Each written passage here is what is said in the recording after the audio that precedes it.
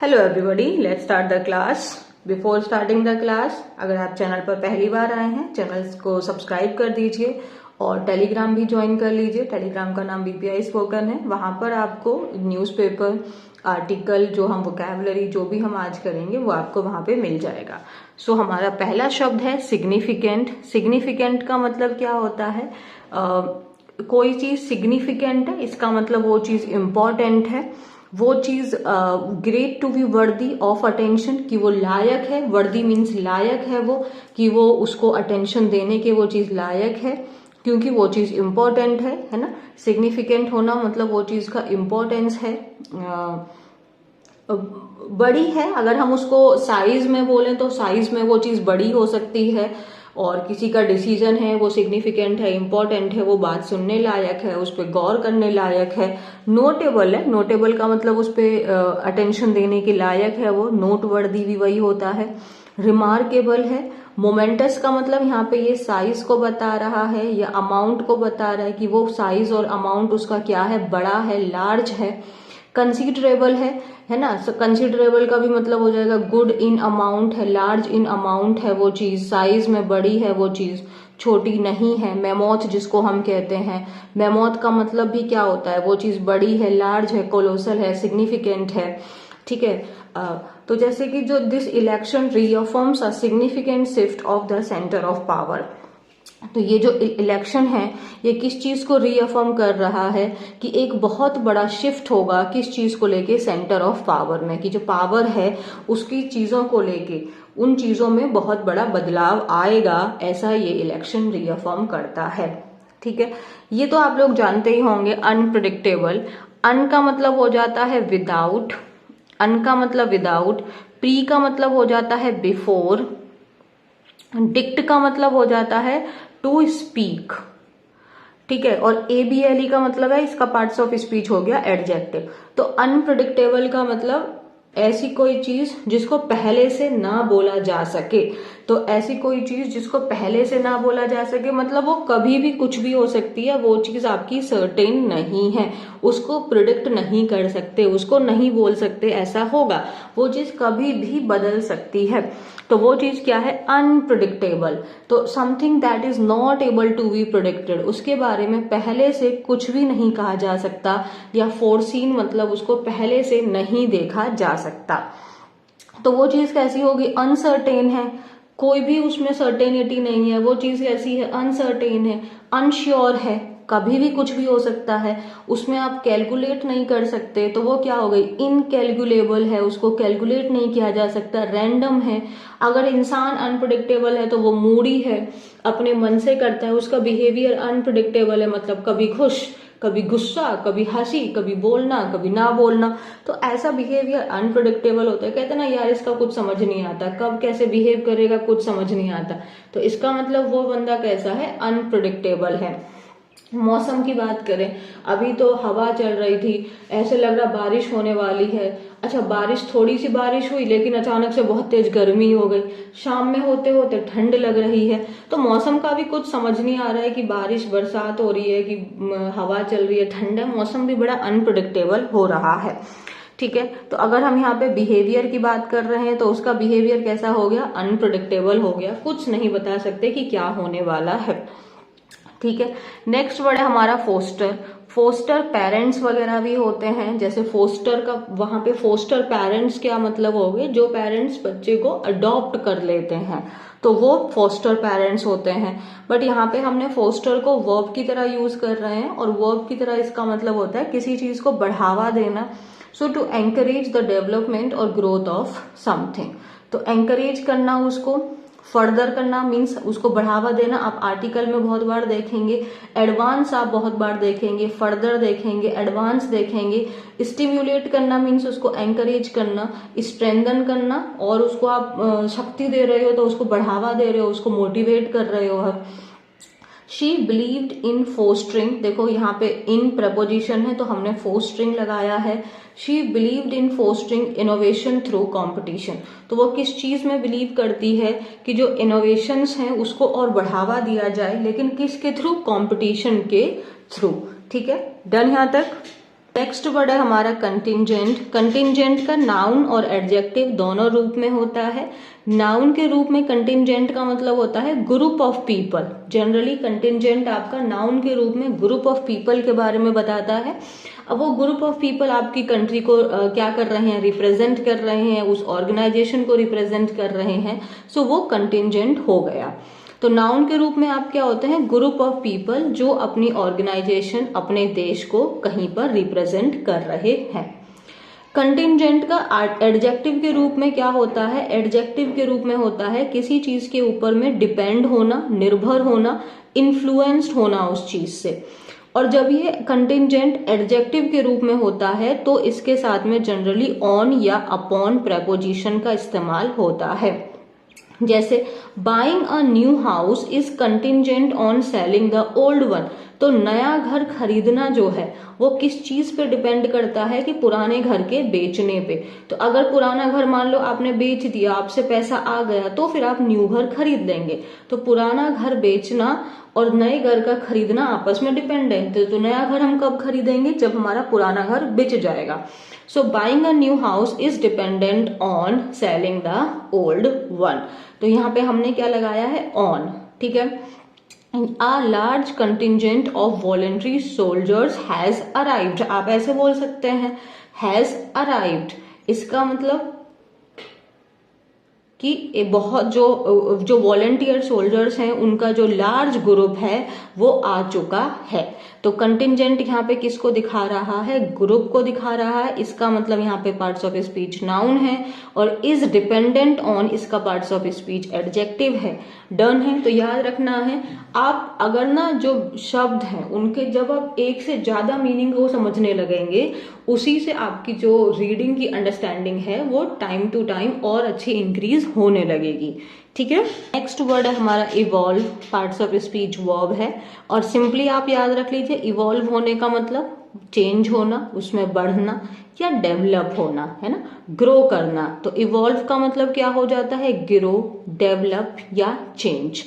तो डेवलप होना, बढ़ना, प्रोग्रेस मतलब आगे तरक्की करना, एडवांस का मतलब भी उसकी तरफ आगे बढ़ना, अनफोल्ड होना, ओपन होना, ग्रो होना, एक्सपेंड या ट्रांसफॉर्म। जैसे more risk are evolving from social media platform, ये तो बहुत ज्यादा है। इससे मैं आपका थोड़ा सा टाइम लेके ये बोलना चाहती हूँ कि देखो, आप जानते हैं कंट्रोवर्सीज हो रही हैं, आप सब इस बात को जानते होंगे मैं किस बारे में बात कर रही हूँ। तो मेरा एक क्वेश्चन ये भी है कि उन लोगों को इतना बड़ा बनाने में कौन जिम्मेदार है। अगर वो इंसान जिम्मेदार है तो उससे ज्यादा जिम्मेदार वो लोग हैं जो उसको देख रहे हैं, जो उसके व्यूअर्स बने हुए हैं। क्यों इतनी बड़ी रीच आप लोग देते हैं ना किसी इंसान को कि वो मोटिवेट हो वैसी ही चीजें आगे करने के लिए। अगर वो देख रहा है कि उसको उन चीजों में बहुत पैसा मिल रहा है, फेम मिल रहा है, पॉपुलैरिटी मिल रही है, तो ऑब्वियसली वो कितना भी गंदा हो, कचरा हो, तो उसको भी इंसान खाना शुरू कर देगा अगर उसको उसमें बेनिफिट मिलने लग जाएगा। ये नेचर है ना। अब उसके लिए डायरेक्टली इनडायरेक्टली रिस्पॉन्सिबल तो हम सब हैं। मैं तो बिल्कुल नहीं देखती, खैर मैं तो नहीं रिस्पॉन्सिबल कहूंगी इस चीज को लेके। आप में से जो भी उस चीज को देख रहे हैं, आप उसको रिस्पॉन्सिबल है उसको सोशल मीडिया में उन चीजों को ग्रो करने को लेके।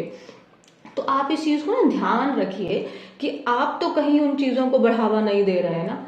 थोड़ा अपने आप को हमें ना इंट्रोस्पेक्ट करना चाहिए। हमें पता होना चाहिए कि हमने आज पूरे दिन में किन चीजों के ऊपर अपना स्क्रीन टाइम हमने दिया है, राइट। तो ध्यान रखो आप लोग कि आप किस चीज को बढ़ावा दे रहे हैं और आप कहाँ अपने आप को इन्वॉल्व कर रहे हैं, ठीक है। सो इवॉल्व हो रहे हैं मतलब इंक्रीज हो रहे हैं। सो जो ज्यादा रिस्क आपके हो ही रहे हैं जो सोशल मीडिया प्लेटफॉर्म है, इसका एडवांटेज से ज्यादा डिसएडवांटेजेस आजकल ज्यादा निकल के आ रहे हैं। नेक्स्ट वर्ड है हमारा, इसको मार्क करिए, डिस्क्रीट, और दूसरा भी है डिस्क्रीट। इसकी स्पेलिंग में देखो, जब मैंने अपनी ऑफलाइन की क्लास में बच्चों को कैसे याद करवाया था, इस तरीके से देखो, इसकी स्पेलिंग में सब कुछ सेम है, सब सेम है, बस ये जो डबल ई वाला सिस्टम है इसमें कुछ गड़बड़ हुई है। इसमें क्या हुआ है कि इन दोनों ई के बीच में ये टी आ गया है, तो मान लो ये दोनों ई एक दूसरे से प्यार करते हैं, एकदम सेम सेम है, कहते हैं हाय हाय तू भी एक जैसा मैं भी एक जैसा, मजा आ गया, हम दोनों तो भाई भाई हो गए। भाई भाई वाला प्यार नहीं है वो, रियल वैसा वाला प्यार है, लवर वाला प्यार है, एकदम घनिष्ठ मित्र, मतलब बहुत सारा प्यार है। लेकिन कोई टी आ गया, अब ऐसे मान लेते हैं ये दोनों थे कॉलेज के एक साथ में पढ़ने वाले बालक, लेकिन इस लड़की के पापा नहीं माने, और पापा नहीं माने तो एक दूसरे इंसान को भेज दिया, इसकी शादी कर दी। तो इस टी ने आके शादी कर ली, तो दोनों लवर को आपस में क्या कर दिया, सेपरेट कर दिया। तो डिस्क्रीट में जब आपको ई टी ई दिखाई दे, यानी दो ई के बीच में एक टी दिखाई दे, तो यानी वो अलग हो गए, जुदा हो गए, सेपरेट हो गए। तो ये जो जिसमें टी ई वाला है उसका मतलब होता है वो चीजें जो आपस में सेपरेट हैं, डिसकनेक्टेड हैं, अनकनेक्टेड है, सेपरेट है, वो चीजें डिस्टिंक्ट हैं, डिसकनेक्टेड है। तो देखो ना यार, ई टी ई कर दिया ना, दोनों ई को जुदा कर दिया, सेपरेट कर दिया। इस लड़की की शादी किसी और से हो गई, दोनों लवर आपस में जुदा हो गए, क्या हो गए, अब बेचारे अनकनेक्टेड है। हाँ, लड़की बहुत लॉयल है, उसने कहा कि देखो मेरी शादी हो गई है, अब मैं तुमसे कनेक्शन नहीं रखूंगी। तो हम दोनों के बीच में क्या हो गया है, कनेक्शन टूट गया है, हम सेपरेट हो चुके हैं। तो हम क्या है, अनकनेक्टेड है, हम अलग अलग हो गए, अब सेपरेट हैं, डिस्टिंक्ट हैं, अनकनेक्टेड है। डिसकनेक्टेड अनकनेक्टेड दोनों सही है। अब देखो, ट्विंस वर आइडेंटिकल, दोनों बच्चे पैदा हुए, शक्ल से दोनों एकदम सेम हैं, लेकिन जो उनकी पर्सनालिटीज हैं, जो उनका बिहेवियर है, जो उनकी क्वालिटीज हैं, वो डिस्क्रीट है, मतलब वो अलग अलग हैं, वो सेपरेट हैं, वो डिफरेंट हैं। डन है यहाँ तक। और इस डिस्क्रीट का जब हम लोग कहते हैं ना एकजुट रहेंगे तो हम लोग स्ट्रांग रहेंगे, तो एकजुट होके रहना मतलब हम कॉशियस हैं, हमें पता है कि सामने कोई प्रॉब्लम आ सकती है, इसलिए एकजुट रहना है। तो एकजुट रहना है क्यों, क्योंकि हमें पता है कि सामने कोई प्रॉब्लम आ सकती है। तो डिस्क्रीट का मतलब एक साथ में क्यों है हम, क्योंकि हम सावधान हैं, हम दूर दूर नहीं होना चाहते, हम सेपरेट नहीं होना चाहते, हम एक साथ हैं, क्योंकि हमें पता है कि अलग अलग हुए तो प्रॉब्लम आगे बढ़ सकती है। यानी हम सतर्क हैं, हम केयरफुल हैं, हम सर्कमस्पेक्ट हैं, चारों तरफ देख रहे हैं, हम ऑब्जर्व कर रहे हैं अपने। जैसे महाकुंभ मेला चल रहा है तो हम मान लो 6 लोग गए थे, तो हम बार बार देख रहे हैं कि हमारे 6 के 6 साथ में है ना, हम कॉशियस हैं। आज की क्लास में वेरी शब्द आएगा, वेरी का मतलब भी केयरफुल है, चेरी है, गार्डेड है हम लोग। तो she was discrete, that mean she was careful while answering my question. तो मेरे क्वेश्चन का आंसर करने के टाइम पर वो क्या थी, वो केयरफुल थी। ऐसा नहीं था कि कोई भी उल झुलुल आंसर करे। So you should also be discreet while watching what you are watching, what you are motivating, where you are spending your time, you should also be discreet. Is it done? Next word है हमारा disregard. इसको आप noun और verb दोनों की तरह use कर सकते हो। डिसरिगार्ड कर देना मतलब किसी चीज को इग्नोर कर दिया, उसको ध्यान में ही ना लिया, लैक ऑफ कंसिडरेशन, उसको आपने कंसीडर ही नहीं किया, या फिर आपने उसको डिसरिगार्ड कर क्या मतलब आपने उसको रिस्पेक्ट नहीं दी, उसकी डिसरिस्पेक्ट की। वर्ब के रूप में सिनोनिम देखें, टेक नो नोटिस ऑफ, आपने उस पर कोई ध्यान नहीं दिया, उसको जाने दिया, छोड़ो छोड़ो। सेट असाइड करना, ये भी एक फ्रेजल वर्ब है, इसका मतलब होता है किसी चीज को इग्नोर कर देना, उसको साइड कर दिया, put aside, set aside. Turn a blind eye to, अपनी आंखें बंद कर ली, आंखें बंद कर ली मतलब भैया हमको कुछ दिखाई नहीं दे रहा है, यानी हमने उसको इग्नोर कर दिया। श्रग ऑफ कर दिया, नहीं भाई हमने झाड़ दिया, हमें नहीं पता क्या हुआ था, हमने उस चीज को इग्नोर कर दिया, अवॉइड कर दिया। Take no notice of, turn a blind eye, ये दोनों ईडियम्स हैं। सेट असाइड आपका फ्रेजल वर्ब है। अगर हम इसको वर्ब नाउन के रूप में देखें, इनडिफरेंस का मतलब होता है आपका कोई फर्क ही नहीं पड़ता। इनडिफरेंट जो है ये एडजेक्टिव है। इनडिफरेंस का मतलब हिंदी में उदासीन होता है, इसका मतलब जिसको कोई फर्क ही नहीं पड़ता, वो ना खुश ना दुख ना कुछ। तो आपने उस चीज को आपने इग्नोर कर दिया, अवॉइड कर दिया, कोई ध्यान ही नहीं दिया, आपने उसमें अटेंशन ही नहीं दी। केयरलेसनेस भी हो सकती है, या फिर आपने उसको नेग्लेक्ट कर दिया। ठीक है। He requested us to disregard, यहाँ पे वर्ब के रूप में है, everything we had learn so far and start again. तो उन्होंने हमसे क्या कहा, उन्होंने हमसे रिक्वेस्ट की कि जितना भी कुछ हमने पढ़ा है उसको हम भूल जाएं, उसको इग्नोर कर दें, उसको जाने दें और नई तरीके से हम शुरुआत करें। एक देखो, he has shown a complete disregard, article आया है इस डिसरिगार्ड के लिए, ये नाउन है, कंप्लीट एडजेक्टिव है, तो उसने क्या दिखाया, कंप्लीट डिसरिगार्ड दिखाया ट्रुथ के प्रति, यानी जो सच्चाई है, सच्चाई को उसने क्या कर दिया, कंप्लीटली इग्नोर किया। डन। सो आई होप आपको वोकैबुलरी समझ में आई होगी। So now let's start the article. So let's see the article. The title is shared understanding. तो किन के बीच में शेयर्ड अंडरस्टैंडिंग है वो हम देखेंगे। Modi visit to France held broader strategic implications. तो आप जानते हैं मोदी जी फ्रांस गए थे, तो वहां पे जो उनकी मीटिंग्स हुई हैं उसका एक बहुत बड़ा क्या है, इम्प्लीकेशन है। इम्प्लीकेशन का मतलब इफेक्ट हो जाता है, यानी उसका परिणाम, रिजल्ट। ठीक है, अच्छे से देखते हैं। During his visit to France this week, prime minister Narendra Modi stated that India and France could be a force for global transformation. अच्छा, जैसे आप ना जानते हैं जो विजिट शब्द है ये आपका वर्ब भी होता है और ये आपका क्या होता है, नाउन भी हो सकता है। तो यहाँ पर ये जो है ये नाउन की तरह फंक्शन कर रहा है, वर्ब नहीं है। ठीक है, कैसे पहचाना, ये हमारा पजेसिव एडजेक्टिव है, उनकी विजिट, तो उन्होंने कहीं यात्रा की नहीं है बल्कि वो विजिट के बारे में बताने, सिर्फ एक यात्रा, विजिट के बारे में।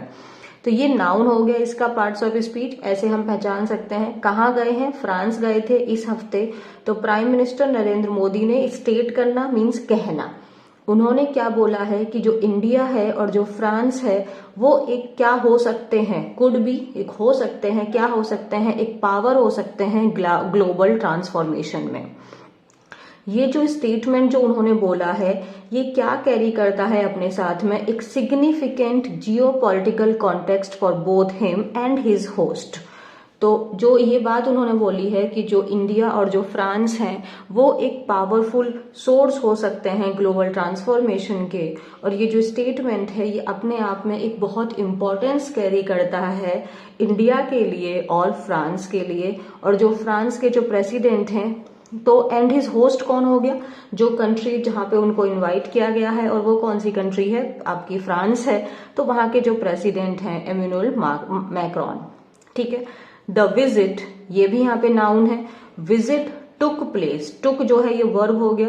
विजिट कब हुई थी, just before mister Modi scheduled trip to Washington. तो जो फ्रांस की ट्रिप हुई है वो आप जानते हैं कि अब प्रेजेंट में कहाँ पे हैं, मोदी जी अमेरिका में हैं। तो वो जो उनकी फ्रांस की ट्रिप थी वो जस्ट पहले हुई थी आपका जो उनका शेड्यूल है वॉशिंगटन जाने का।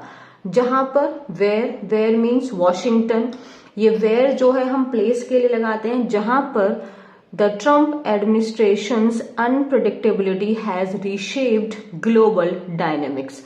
तो वॉशिंगटन में क्या हो रहा है, जो ट्रम्प की एडमिनिस्ट्रेशन है उसकी जो अनप्रिडिक्टेबिलिटी है, अनप्रिडिक्टेबल मीन्स किसी चीज को हम बता ही नहीं सकते। अब जो ट्रम्प है उनका हम बता ही नहीं सकते कि वो अगले मूव क्या लेने वाले हैं। तो उनकी जो अनप्रिडिक्टेबिलिटी है उसने ग्लोबल के डायनेमिक्स को क्या कर दिया है, ग्लोबल की पूरी कंडीशंस को, रिलेशंस को क्या कर दिया है, रीशेप कर दिया है, चीजों में बहुत बड़ा बदलाव ले आए हैं। एंड दिस वाज, ये जो है ये मिस्टर मोदी की 6th विजिट थी है फ्रांस के लिए एज अ प्राइम मिनिस्टर। और जो मिस्टर मैक्रोन है जो वहां के करंटली प्रेसिडेंट हैं, उनकी जो है वो खुद इंडिया 3 बार आ चुके हैं। अब ये चीज क्या कर रही है, फोस्टर करना मीन्स किसी चीज को और स्ट्रेंथन करना, उसको मजबूत करना। तो उनकी जो विजिबल रेपो है, रेपो मतलब उनका जो रिलेशन है उसको और स्ट्रेंथन कर रही है और उसको इंक्रीज कर रही है। पेरिस में उन्होंने को चेयर्ड की AI एक्शन समिट, समिट मतलब मीटिंग। तो जो फ्रांस है और इंडिया ने उन्होंने को चेयर्ड की AI जो आर्टिफिशियल इंटेलिजेंस को लेके जो मीटिंग हुई थी बिफोर ट्रैवलिंग टू मार्शल। तो वहां पे जाने से पहले जो प्रधानमंत्री जी हैं उन्होंने फ्रांस के प्रेसिडेंट के साथ में मिलके AI एक्शन समिट को को चेयर किया। देयर यानी कि ये मार्शल के बारे में बोल रहे हैं, वहां पर उन्होंने इनॉग्रेट किया किस चीज को, एक नया इंडियन कॉन्सुलेट। कॉन्सुलेट का क्या होता है, एक आप एम्बेसी की तरह मान सकते हैं। और कहाँ पे विजिट किए, multilateral thermo nuclear reactor project पे वो वहां भी विजिट किए। और उन्होंने क्या किया, शिपिंग कंपनी जो है फ्रांस की वहां भी गए।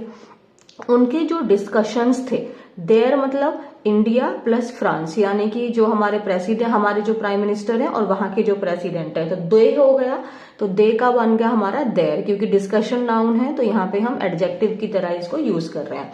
तो उनके जो डिस्कशंस थे वो किस चीज पर फोकस्ड थे? On strengthening the defence partnership, reviewing deals on missiles, helicopter and jet engines. On preposition है, तो प्रेपोजिशन के बाद वर्ब आई है स्ट्रेंथन। स्ट्रेंथन वर्ब नहीं, हम लोग उसका आईएनजी फॉर्म जेरेंड यूज करेंगे, तो स्ट्रेंथनिंग, डिफेंस पार्टनरशिप, रिव्यूइंग। देखो ये स्ट्रेंथनिंग, रिव्यू करना, स्ट्रेंथन करना, किसी को मजबूत करना, तो ये एक वर्ब थी, इसको भी आईएनजी लगाया। ऑन यहाँ पे भी है, ऑन कॉमन था तो ले लिया, लेकिन रिव्यूइंग हमने लिखा है, रिव्यू नहीं लिखा है ना। Deals on missiles, helicopter and jet engines, यहाँ तक ठीक है। India also offered Indian made rocket launchers, और जो मोदी जी हैं उन्होंने और क्या बात बोली है कि इंडिया उनको ऑफर करता है जो हमारे देश के जो रॉकेट लॉन्चर्स हैं वो चीज। Days after the Modi government announced amendments to India's nuclear liability laws, उसके कुछ दिन बाद जो मोदी गवर्नमेंट है उन्होंने अनाउंस किया, अमेंडमेंट का मतलब जो संशोधन होते हैं, कुछ बदलाव करना, कि इंडिया का जो न्यूक्लियर लाइबिलिटी है, लाइबिलिटी मतलब हमारी रिस्पॉन्सिबिलिटी है, उस चीज के जो लॉज हैं, न्यूक्लियर लाइबिलिटी लॉज जो हैं, न्यूक्लियर लॉज जो हैं, उसमें कुछ बदलाव किया जाएगा, संशोधन किया जाएगा। And both countries agreed to develop small modular reactor, advance the long stalled civil nuclear deal. और दोनों ही कंट्री ने अग्री किया इस बात को लेके कि वो स्मॉल मॉड्यूलर रिएक्टर्स डेवलप करेंगे। एडवांस करना मीन्स किसी चीज को आगे बढ़ाना, उसको इंक्रीज करना। लॉन्ग स्टॉल्ड, स्टॉल मतलब कोई चीज जो रुकी हुई है, तो जो बहुत लंबे समय से न्यूक्लियर डील रुकी हुई थी उसको आगे बढ़ाने को लेकर भी इन्होंने बात की। लीडर्स ने और क्या डिस्कस किया? ग्लोबल कॉन्फ्लिक्ट्स, कॉन्फ्लिक्ट्स का मतलब फाइट्स हो गई, लड़ाई हो गए, तो जो फाइट्स हो रही हैं, जो जैसे कि आपका यूक्रेन है, गाजा है, तो उसके बारे में भी इन्होंने बात की। और उन्होंने क्या किया? They also reaffirmed their commitment to advancing the India Middle East Europe economic corridor. उन्होंने रीअफर्म करना, किसी बात को दोबारा से उसको निश्चित करना, सुनिश्चित करना कि जो उनका कमिटमेंट है India Middle East Europe economic corridor को, उसको और आगे बढ़ाया जाए, इस बात को भी उन्होंने रीअफर्म किया। Initiative in which both countries play a key role that is contingent on West Asian stability.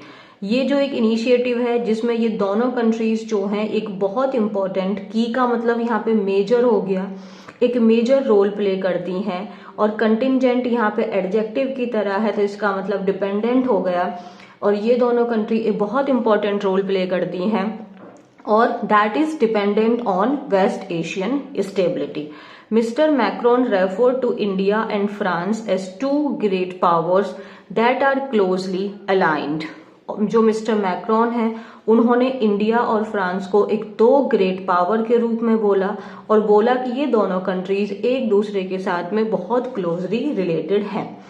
Emphasise करना, जोर देना, that while they seek stronger engagement with US and China but neither wishes to be dependent on any one power. उन्होंने क्या बोला? While, जबकि दोनों चाहते हैं, सीक मतलब दे वांट, कि और स्ट्रॉन्गर हमारी इंगेजमेंट हो यूएस और चाइना के साथ में, लेकिन ना तो इंडिया ना ही फ्रांस ये विश करता है कि वो डिपेंडेंट हो किसी भी कंट्री के ऊपर। बियॉन्ड बायलेटरल टाइज, बायलेटरल मतलब लेटरल मतलब साइड, बाय मीन्स टू, तो इसमें दो कंट्रीज हो गई तो बायलेटरल हो गया। मिस्टर मोदी की जो विजिट रही है हैड ब्रॉडर स्ट्रेटेजिक इम्प्लीकेशंस। तो बायलेटरल टाइज के अलावा भी जो मोदी जी की जो विजिट है उसके और भी स्ट्रेटेजिक इम्प्लीकेशंस हैं, उसके और भी स्ट्रेटेजिकली इंपॉर्टेंट रिजल्ट्स निकल के आएंगे। लीडर्स ने एड्रेस किया, मतलब उसके बारे में बात की। ग्लोबल चैलेंजेस जैसे हमारा क्लाइमेट चेंज है, ट्रेड को लेके डिसरप्शन है, and the evolving means developing जो रिस्क है, जो पोस्ट मीन्स जो क्रिएट हो रहा है किसके द्वारा, एआई के द्वारा। तो इन सब चीजों के बारे में भी दोनों लीडर्स ने बात की। However, जबकि a key issue both sides remained discreet about was on how to navigate relations with Washington। की इशू जिसमें दोनों साइड्स बहुत सावधान रहीं किस बारे को लेके कि किस तरीके से हम अपने वॉशिंगटन के साथ में अपने रिलेशंस को नेविगेट करें, उसको आगे मूव ऑन करें। तो वॉशिंगटन की बात को लेके दोनों साइड्स बहुत ज्यादा सावधान रहीं। वाइल जबकि both leader seek to maintain positive ties with mister Trump, तो दोनों ही लीडर चाहते हैं कि जो मिस्टर ट्रंप हैं उनके साथ में उनके पॉजिटिव रिलेशनशिप हो। दे आर वेरी का मतलब कॉशियस हैं ऑफ हिज अनप्रिडिक्टेबल पॉलिसीज, दोनों ही कॉशियस हैं, केयरफुल हैं जो उनकी अनप्रिडिक्टेबल पॉलिसीज हो रही हैं, including his approach to tariffs, economic measures and his unilateral stand on global conflicts. आप जानते हैं तो मिस्टर मोदी जी जो आपके ट्रंप जी की हैं वो टैरिफ्स को लेके उनकी एक अलग ही अप्रोच हो गई है, इकोनॉमिक को लेके अलग हो गई हैं। यूनिलेटरल, यूनी मतलब वन और लेटरल मतलब साइड, तो उनका अब जो हो गया है वो अपने ही विचारों से काम कर रहे हैं। स्टैंड मतलब पॉइंट ऑफ व्यू, ओपिनियन, वो हर चीज को लेके ग्लोबल कॉन्फ्लिक्ट हो, टैरिफ्स हो, इकोनॉमिक मेजर्स हो, हर किसी को लेके वो खुद ही अपने आप से काम कर रहे हैं, किसी से डील नहीं कर रहे हैं। आगे mister Macron in an interview after Modi's departure did not hold back in criticising US policy on Gaza. तो मिस्टर मैक्रोन जो हैं एक इंटरव्यू में जब मोदी जी का वहां से डिपार्चर मीन्स वहां से चले गए थे, तो mister Macron did not hold back मतलब उन्होंने अपने आप को नहीं रोका किस चीज में, यूएस की जो पॉलिसी है गाजा को लेकर उसको क्रिटिसाइज करने में। असर्ट करना मीन्स किसी बात पे जोर देना। उन्होंने किस बात को असर्ट किया, दैट व्हाट इज नीडेड, वहां पे किस चीज की जरूरत है, वो है ह्यूमैनिटेरियन ऑपरेशंस की जो मानवता से भरे हुए हों, ना कि कोई एक रियल स्टेट ऑपरेशन की, कि आप सिर्फ एक बिजनेस माइंड की नहीं, वहां पे ह्यूमैनिटेरियन एक्शंस की जरूरत है। Mr. Trump's independent dealings with Russia and China often made without consulting key allies in Europe or the Indo-Pacific। तो जो मिस्टर ट्रंप हैं उनकी जो डीलिंग्स हो रही हैं वो अकेले हो रही हैं, इंडिपेंडेंट हो रही हैं, वो किसी भी चीज को लेके हों। जैसे यहाँ पे रशिया और चाइना को बोला है, ऑफन मीन्स अक्सर, उन्होंने जो ये बातें की हैं मेड विदाउट कंसल्टिंग की अलाइज, जो उनके इम्पोर्टेंट पार्टनर्स हैं उनसे भी उन्होंने बातचीत नहीं की है, जो आपके यूरोप हैं, इंडो पैसिफिक हैं। And his disregard for the multilateral order could become a longer term subject of discussion between Mr. Modi and Mr. Macron। Disregard कर देना, किस चीज को इग्नोर कर देना, उसको सेट असाइड। अब वो जो मल्टीलेटरल जो मतलब बाकी कंट्रीज के साथ में जो उनके रिलेशंस हैं, उसके साथ में जो पॉलिसीज हैं, उसको जो डिसरिगार्ड कर दे रहे हैं, तो ये जो चीजें हैं एक बन सकती हैं लॉन्ग टर्म का सब्जेक्ट डिस्कशन के लिए मोदी जी और मैक्रोन के बीच में। In the months ahead means आने वाला, फ्यूचर की बात हो रही है। इंडिया और France will likely means possibly, संभावना है कि ये और ग्रेटर अलाइनमेंट आए इनके बीच में, जो इनकी शेयर्ड अंडरस्टैंडिंग है ग्लोबल चैलेंजेस को लेके, और इनका जो डिजायर है, परस्यूट मीन्स डिजायर जो है, कोलैबोरेटिव सॉल्यूशंस, कोलैबोरेटिव मीन्स एक साथ मिलकर। तो हो सकता है कि इस चीजों से इंडिया और फ्रांस के बीच में और ज्यादा रिलेशंस हमारे स्ट्रॉन्ग हो और उनमें स्ट्रेंथ आए। बाकी तो ऑलरेडी काफी अच्छे हैं, ठीक है। So this was all about today's class. I hope you like it. So if you like it please like the video, share the video and subscribe the channel. Thank you so much.